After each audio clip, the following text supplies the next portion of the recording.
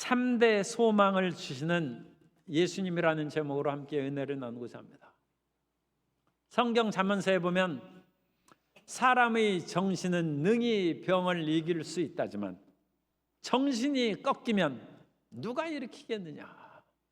바른 성경의 번역입니다. 정신이 꺾인다는 것은 내일에 대한 기대와 소망이 없다는 말입니다. 살면 뭐하나. 정신이 꺾이는 것입니다. 정신이 꺾이면 병도 못 이기고 생활 전선에서 승리를 하지 못하는 것입니다. 그런데 예수님께서 오셔서 우리에게 꺾인 정신을 다시 세우시고 소망을 주십니다. 예수님께서 우리에게 주시는 3대 소망에 대해서 함께 은혜를 나누고자 합니다. 첫째, 예수님께서 주신 소망은 하나님에 대한 소망입니다. 이 세상에서 하나님에 대한 아무 기대가 없는 사람들이 있어요. 가끔 세상 사람들이 나오는 말은 하늘도 무심하시지, 그러면서 원망과 탄식은 있을지라도 하나님에 대한 기대와 꿈이 없습니다. 오늘 읽은 본문 말씀을 바른 성경으로 에베소 2장 12절을 읽어드립니다. 너희는 그 당시 그리스도 밖에 있었고 이스라엘 백성에게 제외된 자들이고 약속의 언약들과 무관한 외인들이며, 이스라엘 백성 약속의 언약들은 하나님께서 이스라엘 백성들을 선택해서 복을 주셨기 때문에 이런 축복에서 다 바깥 사람이라는 것입니다. 세상에서 소망도 없고 하나님도 없는 자들이었다. 그래서 이스라엘 백성들 이외의 모든 사람들은 하나님도 없고 소망도 없이 살아가는 사람들이었는데, 하나님께서 이스라엘 백성들을 선택한 이유는 그들 속에 메시아를 보내서 온 인류를 구원하기 위함이었습니다. 그래서 예수님께서 이제 구원의 길이 되신 것입니다. 요한복음 14장 6절에 말씀을 보면 예수께서 이르시되 내가 곧 길이요 진리요 생명이니 나로 말미암지 않고는 아버지께로 올 자가 없느니라. 예수님이 하나님 아버지께 나아가는 길이 되셨습니다. 그래서 이제 예수님을 믿으면 하나님께 나아갈 수 있는 것입니다. 하나님 앞에 나아갈 수 있을 뿐만 아니라 우리에게는 놀라운 특권을 주시는데, 그것은 하나님께서 자녀로 우리를 받아주신다는 거예요. 우리를 종으로 받아들이는 것만 해도 황송한데 하나님께서 우리를 양자로 택해 주십니다. 그래서 요한복음 1장 12절 이하에 보면 영접하는 자 곧 그 이름을 믿는 자들에게는 하나님의 자녀가 되는 권세를 주셨으니 이는 혈통으로나 육정으로나 사람의 뜻으로 나지 아니하고 오직 하나님께로부터 난 자들이니라. 우리는 예수님을 믿으면 부모님이 우리를 낳아서 부모의 자식이 된 것처럼 하나님께로부터 난 자가 되었다는 것입니다. 옛날에 소설책을 보면 자녀가 운동화 사달라고 하지, 자전거 사달라고 하지, 옷 사달라고 하지. 그러니까 옛날에는 참 가난했어요. 그러니까 그 엄마가 얘기하는 거예요. 네가 나한테 뭐 해준 것이 뭐 했다고 맨날 이렇게 달라고만 하느냐. 그 책을 읽으면서 대답할 말이 없더라고요. 그런데 거기에서 대답할 말이 있어요. 어머님이 나를 낳으셨지 않습니까? 그런 책임지시라. 그럼 어머니도 할 말이 없죠. 그런데 우리가 하나님께로 난 자라는 거죠. 하나님께서 우리를 나게 하셨은즉 우리 삶을 책임져 주실 줄 믿습니다. 그래서 하나님께서는 책임지신다는 것입니다. 그 대신에 한 가지 하나님께서 우리에게 요구하시는 사항이 있어요. 그건 뭡니까? 기도하라는 거예요. 내가 필요한 것이 있으면 내게 구하라는 것입니다. 그리고 그 구하는데 끈질기게 구하여 하나님 앞에 응답받으라는 것입니다. 하나님께서는 좋으신 하나님이어서 마태복음 7장 11절에서 말씀합니다. 너희가 악한 자라도 좋은 것으로 자식에게 줄 줄 알거든. 눈에 보이는 부모님이 우리에게 주는 것을 우리는 받아서 체험했습니다. 그러므로 눈에 보이지 않는 하나님 아버지께서도 악한 자라도 주는데 하물며 하늘에 계신 너희 아버지께서 구하는 자에게 좋은 것으로 주시지 않겠느냐. 그럼 우리는 하나님 앞에 소망을 가질 수 있습니다. 하나님을 기대하는 것입니다. 하나님께서 우리를 이 땅에서 태어나게 하셨은즉, 육에서 난 것은 육이니, 육에서 난 우리의 육신은 부모님이 책임을 져야 되는데, 이제 20살까지 키웠으면 이제 넌 날대로 살라고 성년이 되면 자기 자신이 책임을 져야죠. 그런데 하나님은 우리를 영으로 거듭나게 하시고 우리를 끝까지 책임지십니다. 그러므로 하늘의 하나님께서 이 땅의 부모님보다 더 크고 위대한 사랑을 우리에게 베풀어 주실 줄 믿습니다. 그리고 주님께서는 이 땅에 살아갈 때 기도를 통하여 응답받고 문제 해결할 뿐만 아니라 우리가 죽으면 영원히 하나님 아버지 나라에 살게 주님께서 복을 주신다는 것입니다. 이 땅에서도 서울에서 살기도 쉽지 않아요. 집값이 계속 오르고, 지금 또 신문에서 보면 전세난이 있어가지고 전세 살 집이 없다. 그런데 요한복음 14장에 보면 내 아버지께는 거할 집이 많다는 것입니다. 그래서 예수님께서 그곳에 가서 처소를 예비하면 내가 다시 너희에게 와서 너희도 나 있는 곳에 함께 있게 한다는 것입니다. 우리는 천국에 집이 있습니다. 예수 믿는 사람에게는 천국이 집이 있습니다. 그리고 그 집은 이 땅에서 살아가는 그 모든 하나님을 믿고 성실해가는 것을 통해서 지평수도 넓고 온갖 아름다운 하나님의 은혜로 보석과 금은으로 치장되어 있을 줄 믿습니다. 우리가 처소가 예비되어 있어요. 그러므로 사람들이 이 세상을 떠나갈 때도 이 어디로 가나 옛날 글에 나온 것처럼 황천길이 정말로 막막하고 험하도다. 그런 거 없어요. 우리는 천사들이 모시러 올 것입니다. 천사들에 받들려 하나님 아버지 집에 가서 살 것입니다. 이것이 우리의 영원한 소망입니다. 그러므로 이 땅에 살아갈 때에도 이 세상의 여러 가지 문제들, 기도하면서 우리의 몸을 치료받고, 기도하면서 우리 사업의 문제를 해결함을 받고, 기도하면서 우리의 결혼 문제, 직장의 문제, 사회활동의 모든 문제를 해결하고 주님과 더불어 동행하는 삶을 살다가 영원한 하나님 아버지 나라에 들어가서 살 수 있는 소망이 있는 것입니다. 하나님을 소망하고 기대하시기 바랍니다. 하나님을 소망하는 것은 천국을 소망하는 것입니다. 이 땅에서의 형통을 소망하는 것입니다. 그러한 종이 충만하게 체험받게 되시기를 예수님의 이름으로 축원합니다. 두 번째로 예수님께서 우리에게 주신 소망은 나에 대한 소망이에요. 나에 대해서 소망을 갖지 못하고 좌절하고 낙심하는 그런 사람들이 적지 않습니다. 왜? 그 나는 아담 안에 있는 나이기 때문입니다. 아담은 옛 사람이에요. 아담은 하나님께 불순종하고 선악을 알게 하는 나무 열매를 먹은 후에 하나님께서 예비해 주신 축복의 땅에서 쫓겨난 사람이에요. 그 쫓겨난 아담 안에서 우리가 살아가고 있으니까 우리 인생이 쫓겨난 인생이에요. 이 오해하시지 마시고, 이 부모님이 조상이 저 멀리 남해안 섬으로 유배 갔어요. 그래서 내가 섬 사람이 됐어요. 왜 내가 여기서 삽니까? 조상이 쫓겨나가지고 여기서 사는 걸 어떡하겠어요? 그래서 사는 거예요. 아담이 그와 같이 하나님 앞에 쫓겨난 인생으로 버림받아 삶으로 가시와 엉겅퀴가 가득한 험한 인생을 살아가고 있는데, 하나님께서는 그럼에도 불구하고 고기 잡아 먹을 수 있는 지혜와 능력을 주셨어요. 인간에게는 하나님의 형상의 흔적이 잔존한 것이 남아있어서 인간에게는 지성이 있습니다. 그래서 그 지성으로 예수님 안 믿는 사람도 열심히 노력하면 문명을 만들고 개발할 수 있어요. 가인의 후배가 문명을 건설했다는 것이 창세기에 나옵니다. 그리고 예수님 안 믿는 사람도 노벨상 받을 수 있어요. 왜? 하나님께서 인간에게 지성을 주셨기 때문에. 그런데 그것을 하나님을 위해서 쓰느냐, 이제 그것은 또 다른 문제죠. 그런데 그것은 인간의 지성적인 문제고 인간의 혼의 문제고, 더 중요한 것은 우리의 영이, 이제 혼이 예수님을 믿으면 영에 붙어서 영원히 천국에 가는 거예요. 그러나 일단 우리의 영은 죽어 있습니다. 그 죽은 영의 상태는 하나님을 떠난 죄악의 영이란. 그래서 사람은 혼적인 기능으로는 조금 잘한 일도 좋은 일도 할 수 있어요. 그러나 결국은 그 사람이 하나님 앞에 한 것은 죄악투성이인 삶이라고 디도서 3장 3절에서 말씀합니다.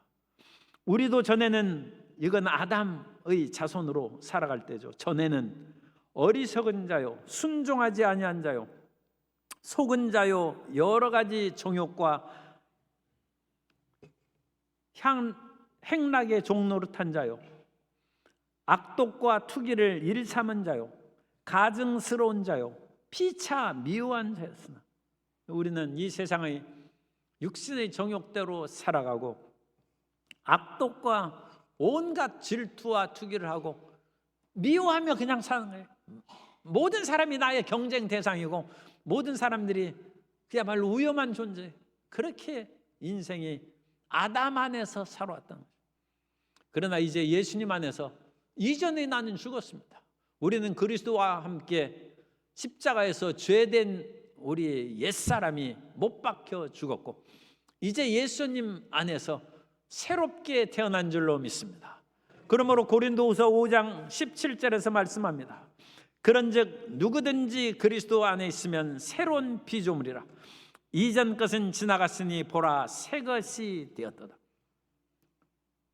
이제 나는 예수 안에 내가 된 것입니다. 따라서 하시겠습니다. 아담 안에 나는 떠나가고 예수 안에 내가 태어났습니다. 이제 나는 예수 안에 나입니다. 예수님. 이전에 아담 안에 있는 나를 한마디로 얘기하면 죄인입니다. 그리고 예수 안에 있는 나는 의인이 되었습니다. 예수 안에서 여전히 죄 짓는데요. 그래도 예수의 보혈로 씻음받은 의롭게 인정받은 거예요. 우리가 의롭게 이제 정말로 생활하는 것이 중요한 일이죠. 그건 구원받은 후에 우리가 해야 될 성화의 길입니다. 그러나 일단 하나님이 그리스도의 피를 통해서 우리를 보신다. 그래서 우리를 의인으로 인정하신다. 그래서 우리가 의롭게 살아감으로 이제 나 자신이 그렇게 밉지가 않아요. 죄인인 나를 보고 온갖 추악의 길로 달려가는 나 자신이 싫은 것이죠. 그러나 이제 의롭고 하나님을 예배하고 찬양하고 그리고 이웃을 사랑하고 나 자신을 낮추고 겸손하게 하는 자신을 보면 그래도 대견한 마음이 들고 나 자신을 인정할 수 있다는 것입니다. 그래서 예수님 안에서 나 자신에 대해서 소망을 갖는 것입니다. 엊그제 신문에 일본은 사람이 노벨 생리의학상을 탔는데 일본의 노벨상을 계속 많이 받고 그래서 우리나라 사람들도 지금 분발할 필요가 있어요. 그런데 의학기술은 우리나라가 훨씬 더 세계적이고 더 발달했는데 우리나라 의사들이 뭐 하느냐?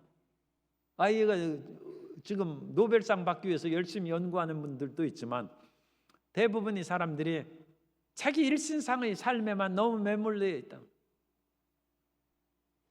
그래서 그것도 다는 아니고 일부 사람들이 그런 것입니다만 그래서 어떤 사람이 그런 간증을 했어요. 자기가 의사로서 정말로 열심히 사람들을 치료하고 그렇게 살아왔는데 어느 날 자기가 돈 버는 기계인가 하는 회의가 들어서 그 사람은 크리스찬이에요. 그래서 의료 선교를 떠났어요. 거기 갔더니 사람들이 자기를 구세주처럼 그렇게 받들면서 그 사람들은 약도 못 먹어가지고 그냥 항생제만 조금만 처방하면 그냥 모든 병이 그냥 직방으로 다 나와요. 왜냐하면 여기에 누적된 것 같은 것들이 없으니까 병이 쉽게 나는. 그래서 자기를 정말로 천사처럼 이거 무슨 약 하면 주면 병이 싹 나으니까 이 사람이 무슨 하늘에서 내려온 사람인가. 그러면서 그 사람들이 이렇게 딱 보면 병이 없어요. 그런데 나 아프다고 이렇게 해가지고 왜? 이제 이 의사 선생님이 곧 갈 건데 미리 약 타놔야 되겠다 싶어가지고 꾀병으로 이렇게 그건 모습을 봐도 참 귀엽게 보이고 그래가지고 그냥 평소에 먹어도 되는 그런 약을 이렇게 처방해서 주고 그리고 의료 선교에서 돌아와서 의사 사표 내고 그 선교지로 다시 돌아갔다. 거기에서는 돈 벌고 뭐하고 그거 상관없지만 그곳에는 보람이 있다는 거예요. 내가 정말 사람을 치료하는 기쁨이 충만하다. 그래서 나 자신에 대한 긍지와 자부심이 넘쳐난다. 여기에서는 내가 이거 돈 버는, 아니 이것도 좀 내가 과격한 표현을 쓰는데, 이게 내가 돈 버는 기계인가? 이게 사람들을 보면 그냥 그 사람을 보면 달러로 보이면 안 되잖아요, 그죠? 사람을 보고 이 돈이 얼마 되겠다 그렇게 생각되면 우리 마음이 얼마나 괴롭겠어요. 돈 안 된 사람은 빨리 그냥 내보내야죠. 그러면 그게 되겠어요. 그런데 그것의 자세가 윤리 도덕적으로도 좀 문제가 되지만 더 중요한 것은 자기 자신이 싫은 거예요. 내가 어찌 이런 사람이 되었나? 내가 사람을 고치고 사람에게 행복을 주기 위해서 이런 직업을 가졌는데 내가 어떻게 사람을 돈으로 보는 기계가 되었나? 그 생각이 들면 자기 자신을 얼마나 믿겠습니까? 예수님 안에서 내 이웃을 사랑하라. 그래서 예수님 안에서 새로운 나를 발견할 때 나 자신에 대한 긍지와 자부심이 생겨나게 될 줄로 믿습니다. 장기래 박사는 북한에 있을 때 김일성도 고쳤다는 그런 분이에요. 그런데 6.25 전쟁을 통해서 남한에 내려왔어요. 남한에 내려와가지고 고신대의 보건병원에서 일하다가 또 이제 잠시 다른 데 갔다가 돌아가셨는데, 이 장기래 박사는 그야말로 돌아가실 때에도 새빵살이를 하면서 그렇게 살았다. 자기의 을수를 가지고 사람들을 고치고 그분들에게 복음을 증거하는 것으로 삶의 기쁨을 얻었어요. 우리가 무엇으로 기쁨을 얻는가? 그게 중요하죠. 돈으로 기쁨을 얻는가? 권력으로 기쁨을 얻는가? 쾌락으로 기쁨을 얻는가? 다른 사람을 살려주는 것으로 기쁨을 얻는가? 엄청난 차이가 있어요. 장기래 박사님이 다른 사람을 살리는 것으로 기쁨을 살아서 어느 날 병원에서 이와 같이 돈이 없다고 환자가 그러니까 보니까 틀림없이 돈이 없어요. 뒷문을 열어주면서 빨리 도망가라. 그것은 사회적인 윤리로서는 안 되죠. 자기가 직장에서 충성해야지 그 돈을 자기 맘대로 안 받으면 되겠습니까? 그래서 장기래 박사님이 이런 것은 내가 다른 사람에게 선을 행한다고 해서 병원 전체에 누가 되는 일을 해서는 안 된다. 그래서 그분이 의료보험을 시작했어요. 여러 지역사회에서 작은 그런 돈을 모아서 보험을 한 사람에게는 싼 값으로 치료할 수 있도록 의료보험을 만들고, 이런 것들이 사회적인 좋은 반응을 일으키자 우리나라 의료보험이 생긴 거예요. 우리나라 의료보험제도는 미국보다 더 좋습니다. 그런데 이런 의료보험제도의 시작을 장기래 박사가 처음 시작했다. 오늘 우리가 각종의 그런 일터에서 이 사회를 위하여 내가 무엇을 할 수 있는가? 예수님 안에서 내가 빛과 소금으로서 무엇을 하며 살 수 있는가? 그런 것을 작은 것이라도 만들면 나 자신에 대한 긍지와 자부심이 충만하고 그것으로 인하는 기쁨은 이 세상의 어떤 쾌락을 통해서 얻는 기쁨보다 더 큰 기쁨으로 우리 마음에 다가오게 될 줄로 믿습니다. 그래서 예수님 안에서 나 자신에 대한 기대와 소망이에요. 내가 예수님을 믿고 이와 같이 새 사람이 되었은즉 나는 내 가족들도 다 예수님을 믿어야 되겠다. 그런 마음이 충만하면 가족 전도를 안 할 까닭이 없죠. 그리고 예수님 믿고 별거 없으니까 자기 자식에게 예수님 믿으라고 안 하는 거예요. 예수님 믿고 정말로 위대한 체험을 하게 되시기를 주님 이름으로 축복합니다. 기생 라합은 기생으로 살다가 하나님의 말씀을 듣고 위대한 그와 같은 체험을 한 것이 틀림없어요. 그러니까 정탐꾼이 찾아와가지고 정탐꾼을 고발하지 않으면 자기가 죽을 수 있습니다. 그럼에도 불구하고 목숨을 걸고 두 정탐꾼을 살려주고, 그 다음에 그 당시에는 현실적인 구원이죠. 현실적으로 목숨을 살리는 그 일에 그 두 정탐꾼에게 다짐을 시킵니다. 내가 당신들에게 선대했은즉 당신들도 이 여리고를 공격할 때 나와 내 부모와 형제 가족들을 다 살려 구원시켜서 내가 너를 선대한 것처럼 우리의 가족을 선대하라고 다짐을 받고, 그러자 그 두 정탐꾼이 다짐을 합니다. 당신이 우리가 간 후에도 고발하지 않고 선대한다면 내가 이 약속을 지킬 것이다. 그리고 정탐꾼 중 한 명이 나중에 여력을 정복한 후에 그 사람하고 결혼했어요. 그러면서 그 결혼한 사람이 보아스를 낳는 것입니다. 우리 삶 가운데 예수님으로 말미암아 변화된 나를 통하여 온 가족에게 그리스도 예수를 증거하고 그 안에서 삶의 자신감과 긍지를 넘치게 얻는 우리 모든 성도님 되시기를 예수님 이름으로 축복합니다. 예수님 안에서 자부심과 긍지가 충만한 내가 되어야 될 줄로 믿습니다. 세 번째로 예수님께서 우리에게 희망을 주신 것은 세상에 대한 소망입니다. 이 세상은 참으로 고통스러운 세상이에요. 아담과 하와가 쫓겨난 이후 세상에는 되는 것이 없어요. 가서 농사를 지으려고 하니까 가시가 엉겅퀴가 가득한 거예요. 그리고 조금 잘나니까 가인이 아벨을 죽여버려요. 이 세상 무서운 세상이에요. 아벨이 하나님 앞에 예물 드리는 것을 성공하고 가인은 자기 것을 받지 않자. 그러면 자기가 반성해야죠. 그런데 세상이 자기가 반성하는 세상이 아니라 자기보다 나은 사람을 죽이는 것이 이 세상입니다. 이 세상은 죽음과 저주와 질병이 가득한 세상. 그 소망 없는 세상을 오늘날 우리 현실 가운데서도 체험할 수 있어요. 경기 광명 북고등학교에서 로봇 선생님이 계신데, 로봇 선생님은 별명이고 그분이 이제 박항승 교사입니다. 그 교사 선생님은 여기가 특수학교인데 거기에서 11년째 교사 생활을 하고 계세요. 그런데 그분이 로봇 선생님이라고 한 것은 한 팔이 없어요. 그리고 한 다리가 없어요. 그래가지고 다리에는 의족을 내가지고 절뚝거리고 다니고, 팔이 없는 것은 의수를 안 하셨더라고요. 그래가지고 바람에 빈 소매가 날려 그러면서 다니시다. 4살 때 엄마 손을 붙잡고 산책을 하다가 길을 건너는데 이 애들 조심해야 돼요. 4살짜리가 뛰어다닐 수 있으니까 엄마 손을 뿌리치고 먼저 뛰어가다가 신호가 바뀌었으면 빨리 이제 차가 멀리서부터 멈춰야 되는데 차에 쳤어요.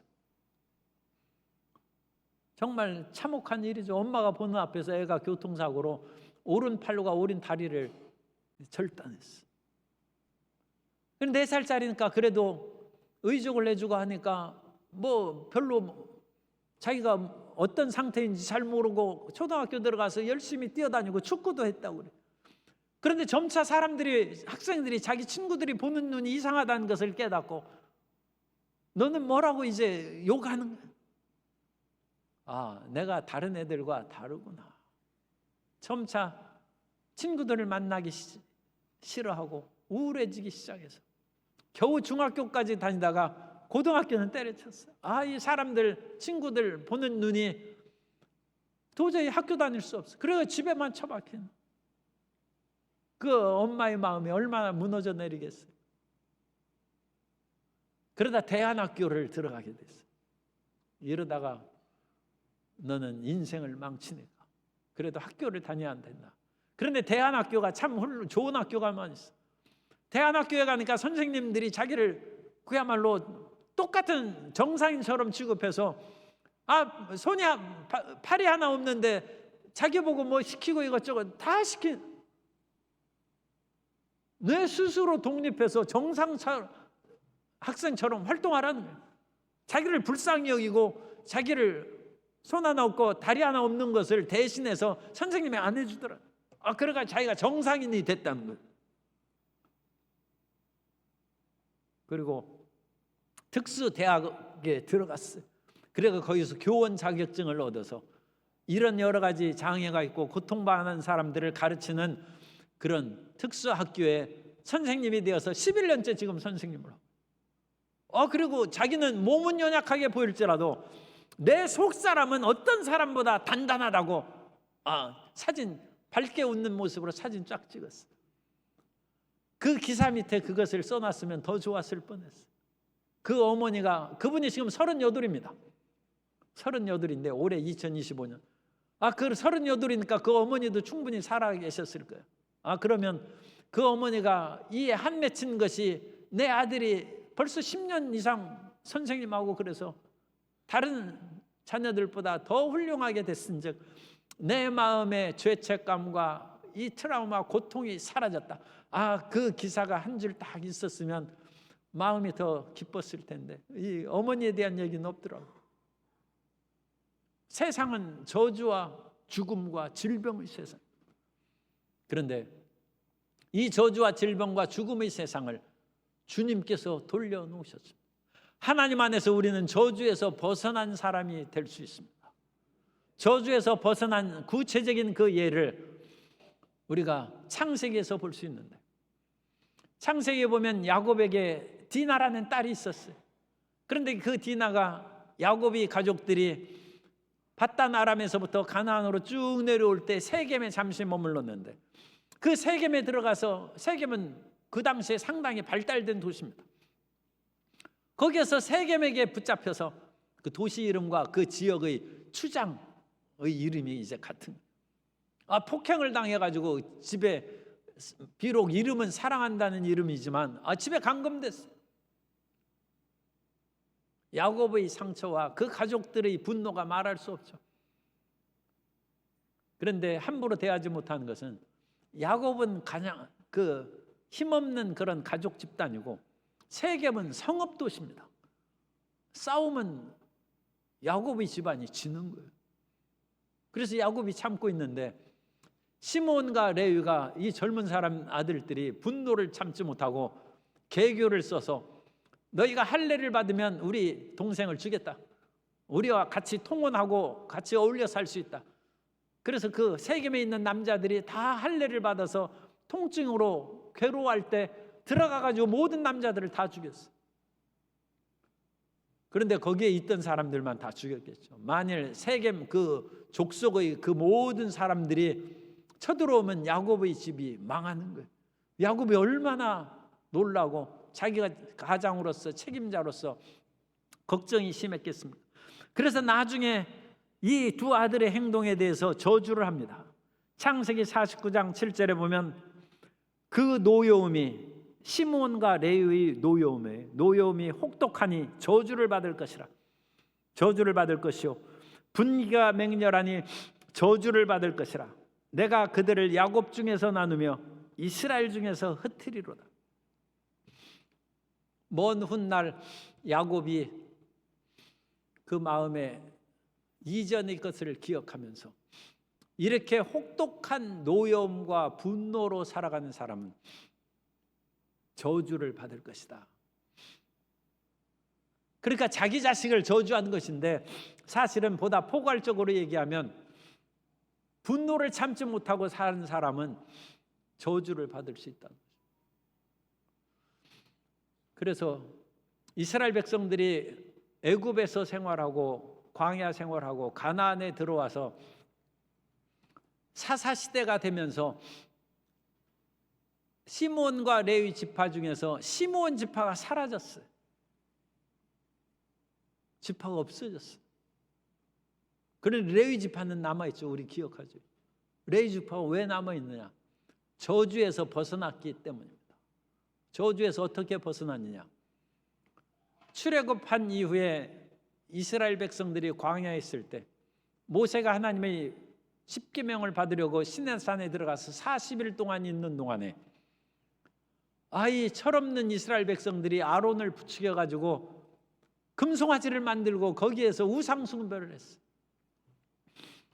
모세가 내려와 보니까 겨우 40일이 지났는데 이스라엘 백성들이 이렇게 타락하다니, 분노해서 이 우상 숭배하는 사람들을 다 칼날로 치라고 했어요. 누가 나의 편에 서서 하나님의 일을 하겠느냐 불렀을 때 레위 지파가 모였어요. 그래서 레위 지파 사람들이 모여서 우상 숭배하는 사람들을 다 칼날로 쳤어요. 그때 출애굽기 32장 29절 끝에 보면 모세가 이르되 각 사람이 자기의 아들과 자기의 형제를 쳤으니 오늘 야훼께 헌신하게 되었느니라. 그가 오늘 너희에게 복을 내리시리라. 레위 지파가 저주에서 벗어난 것은 하나님 앞에 헌신했기 때문에 하나님 앞에 뛰어 들어가는 것입니다. 그래서 저주에서 벗어난 것입니다. 그래서 레위 지파의 아론 계열은 제사장이 되었고, 저주받은 사람이 대제사장 되고 제사장 하면 되겠어요? 하나님께서 풀어주시고, 레위 지파의 다른 자손들은 성막에서 일을 하는 하나님의 종들이 된 것입니다. 오늘 우리가 우리의 조상들로 말미암아 우리의 조상들이 우상 숭배하고 점치고 온갖 하면 하나님의 저주 아래 있어, 성경의 말씀대로. 그러나 예수님께서 우리를 저주에서 해방시켜 주셨습니다. 우상을 숭배하는 자는 3, 4대까지 그 죄가 이른다고 했는데 예수님을 믿으면 저주에서 벗어난 것입니다. 나 자신이 지은 저주에서도 예수님 믿고 회개하면 벗어나고 깨끗하게 되는 것입니다. 갈라디아서 3장 13절에서 분명히 말씀합니다. 그리스도께서 우리를 위하여 저주를 받은 바 되사 율법의 저주에서 우리를 속량하셨으니 기록된 바 나무에 달린 자마다 저주 아래에 있는 자라 하였음이라. 세상이 저주가 난무해서 세상이 막 돌아다니는데 이 저주가 난무한 세상에서 예수님 안에서 우리는 저주에서 벗어난 몸이 됩니다. 스가랴서 5장 1절도 한번 바쁘지만 읽어드리면, 내가 다시 눈을 들어본 적 날아가는 두루마리가 있더라. 그가 내게 묻되 내가 무엇을 보느냐 하기로 내가 대답하되 날아가는 두루마리를 보나이다. 그 길이가 20규빗이요 너비가 10규빗이니이다. 그가 내게 이르되 이는 온 땅에 내리는 저주라.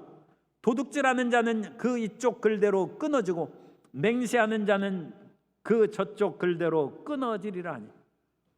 이 세상에 하나님 말씀의 그런 저주의 두루마리가 다녀서 그 어긴 사람은 다 저주 아래 있다. 그러나 예수님께서 이 저주를 대신 받았은즉 저주의 몸서리치는 세상 가운데 예수님 안에서는 소망이 있다는 것입니다. 그러므로 혹시 저주 가운데 어떤 일이 생길지라도 우리는 두려워할 까닭이 없어요. 우리는 예수님 안에서 합력하여 선을 이루는 축복이 다가오게 될 줄로 믿습니다. 우리 성도인 우리 분들이 대부분 잘 아시죠? 그 강영구 박사님이라고 14살에 축구하다가 눈을 맞아가지고 맹인이 됐어요. 14살 중학생이 눈이 안 보기 시작합니다.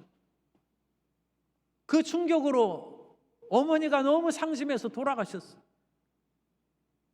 여러 형제들이 있는데 그 아버지가 여러 형제들을 돌보고 아내는 죽고 그래가지고 너무 무리하게 일을 하셨어요. 아버지가 또 돌아가셨어요. 제일 또 누나가 그 모든 동생들을 돌보고 하는 것이 너무 힘들어서 누나도 또 돌아가셨어요. 이제 14살짜리가 소년가장이 됐어요. 참 세상 무서운 것이죠. 어떻게 살 수 있습니까? 그런데 하나님께서 부모님도 데려가시고 누님도 데려가고 그런 속에 이쁜지는 몰라도 어쨌든 이쁘다고 얘기해야 돼. 이쁜 여대생을 보내서 이 장애인들을 돌본 일을 했는데 그 여대생하고 결혼했어요. 그때 용기와 힘을 얻어가지고 공부 열심히 해가지고 강영호 박사가 미국으로 유학 가가지고 미국에서 박사 받고 미국에서 장애인 그와 같은 그 특수 그런 기관에서 일하는 차관보까지 됐어요. 그래서 이 차관보는 그 당시 미국에 있는 우리 교포들 가운데 행정부에서 일하는 최고의 직급입니다.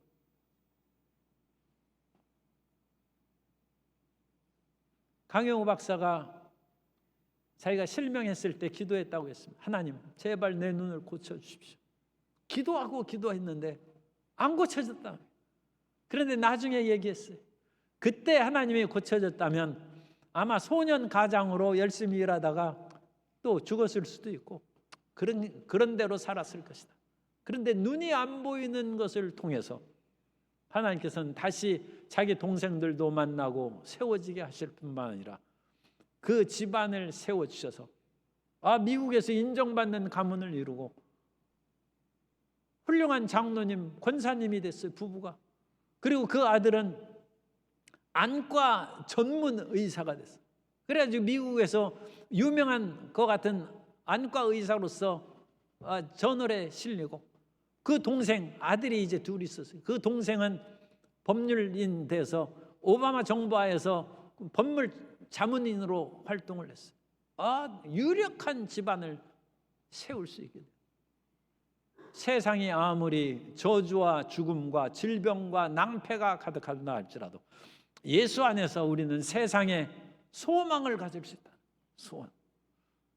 세상이 우리에게 돌아앉는 것 같아도 예수 안에서 우리는 세상을 돌이키고 변화시켜서 세상의 빛과 소금으로 살아가게 될 줄로 믿습니다. 그래서 그분이 책을 뭐를 하나 썼는데, 그래서 강영호 박사님이 책을 쓴 것이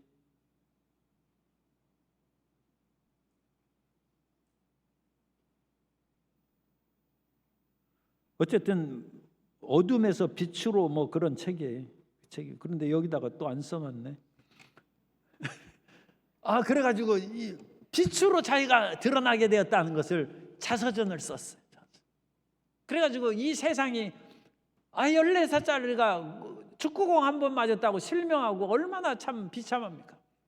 근데 그 어둠에서 자기는 빛의 사람이 되고, 아무리 어려움에 있었어도 하나님께서는 끝까지 도와주심으로 뒤로 물러가지 말라는 거예요. 그래서 빛의 삶으로 살아가라는 간증을 하고, 그 강영호 박사님은 돌아가셨는데 이제 80 넘으신 그 부인께서 권사님이 되어서 우리나라의 간증 집회도 많이 합니다. 그것을 행하는 하나님께서 사용하시는 인물이 되었습니다.